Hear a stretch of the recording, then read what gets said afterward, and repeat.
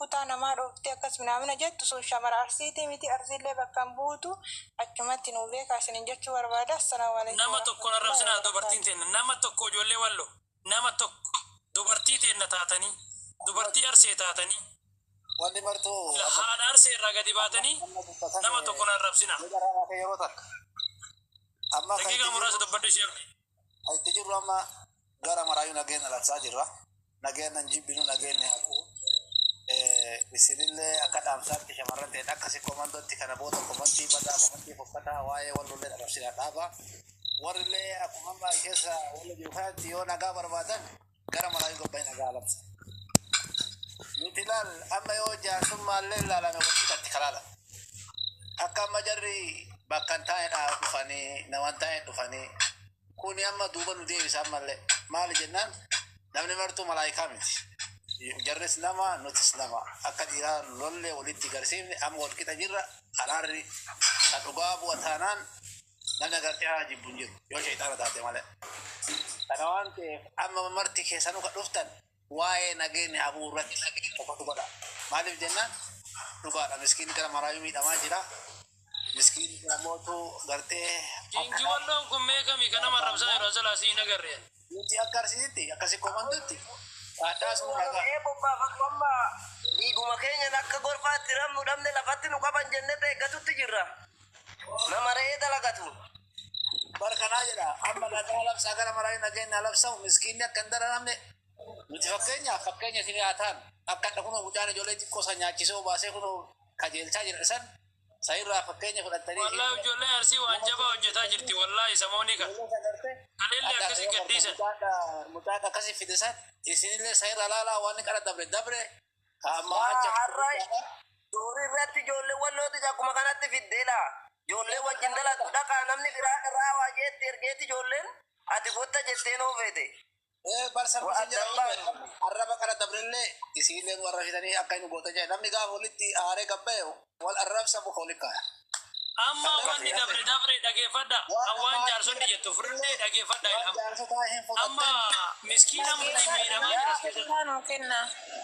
Jaarsummaan hobla labame har'a amma silaa kaleessa summa xaraara dhiyeetu. Hobla labame. Ani amma miidiyaarra amma reefu bahe jaarsummaan hobla labamuutu jira silaa araara kaleessitu dhiige.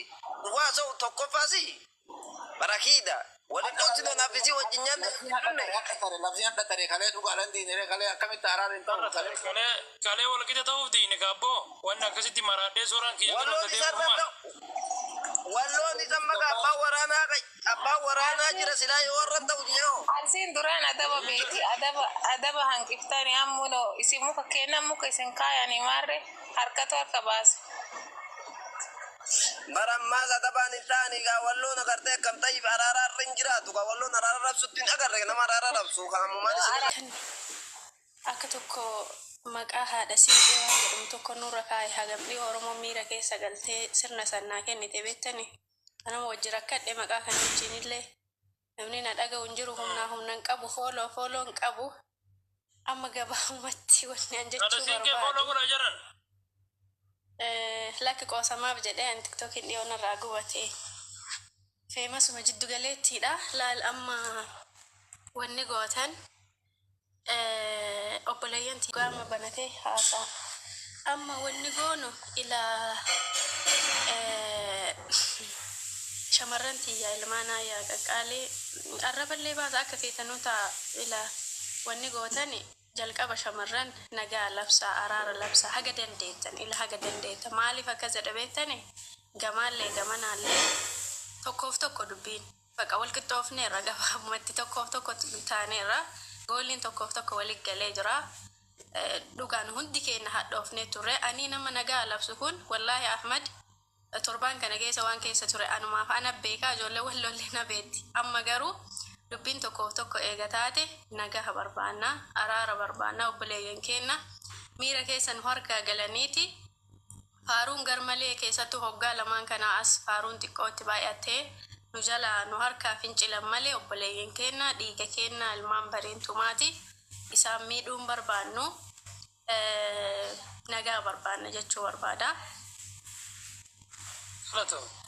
akkisii kanatti yaada gabaabsaa namni hundi haasee nama baay'ee argate gasti akkisii kanatti yaada gabaabsaa laala.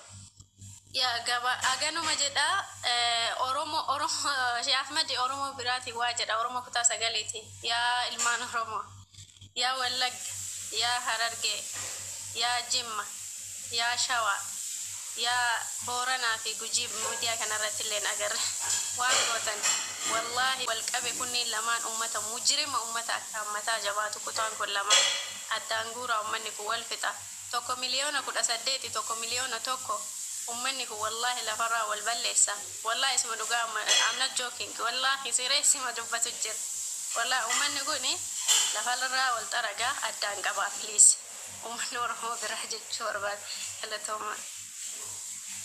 Galatomi Madina Salam sini adisu dili teessanii le sini adisu tagama gamana gisee teettanii waltum taasani obboleessa kee dhiiga kan kee nuti Oromoo dhiiga tokko osoo akkan waltum nu kana ambi diinni gabbayee nutume walumaa birmanna malee walitti neemnu deebitanii waltumtanii kaatanii naga buusuu keessaniif naga boomnaa jettanii haasaa gaarii haasa'uu keessaniif galatooma rabbi badii teessa isin yaadhiisuu dilii teessa isin yaadhiisuu galatoomi obboleessa kiyya gisee isin yaasitti ijoollee waltumtanii hedduu isin jala teennee boonnaa hatta irri umallee ramnu dhugaa rabbi wallahi isin jala teennee boonnaa kamataan nukkubutu jira isin jala taa'ee akkana waa isin hojjettan kana laalaniiti guddaa xiqqaanii isinitti nayanii isinittiin gammadanii amma gisee haasa gaarii kana haasofta isin nama hedduutu isin gammada akkuma amma isirraa gammade kana namni hundi isirraa gammada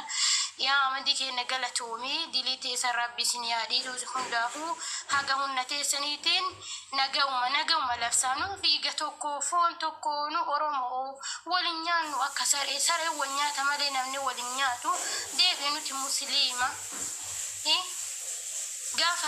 gaafa yoo asirraa galle jechuun maal rabbu kayoo nuun jedhan maal gantu kaa hin jennu maal wallo hin jennu maal arsii hin jennu maal rabbu kayoo nuun jedhani maal arsii maal Oromoo hin jennu ganda keenya himan nuti Oromoo nuti foon tokko walaa jaalannu akka waliin jibbine akka waliin tumne yaa Oromoo tiya galatooma amadi keenya abbaan mana kanaa yaanni kiyyaa gatteessanii ankaraa kiyyaan qarasitti isin jala taa'ee booyaa adda isin hundarraayyuu gammadee jira haasa gaarii haasaa jirtanii jasaa rabbi isin yaa kafaluu badii teessi haadhiisu dilii teessi haadhiisu kanaan booda haga hunnateetiitiin nagauma labsi obboleessa kiyya ka'aa jira galatooma hundi keessanuu. Kun mana nagaa labsinaa jirra ammarraa shamarran ta'e nama tokko na rabsinaa koomentii ta'e nama tokko yoo nu dhageessanii jettan yoo rakkin dhageessan jettan ani waan godhu wayi qaba. Arrabsanii irra laallatina warra koomentii isi arrabsullee harka isaatii waan barreesse guyyaa qiyaamaa isatu itti gaafatamuuf deema. Arraba isaatii waan dubbate guyyaa qiyaamaa isatu itti dubbate itti gaafatamuuf deema. Jala teettaniif hin jiru harka waan irra kaa'attanii harka areeda irra kaa'attanii dhayitanii waan itti afaa ooltaniif hin jiru. Dhiisa. Inni galee waan rabba kan isin galee kan hin beeku. Akkasii amadii kiyya galatoomi. Rabbi jasatti yaa kafalu hedduu sirraa gammadee akkaan sirraa gammade kana hundi nama sirraa gammadu jira si jala taa'ee yeroo ta'u waan gaarii haasoftu akkasii galatooma obboleeyyan kiyyaa hundi keessan badii teessan rabbi sin haadhiisu salaam alaikum warahmatullahi Jaabir Ooro gisee tokko mana isaatti Aye nama kenna jabaa kenna nama abira nagaa akkama bufayya akkam nagaa jirtu akkam fayyaa keessanii ilmaan sikkooman doomin keessan kan jiraatanii warri as jalatti argamtanis maalirra jirta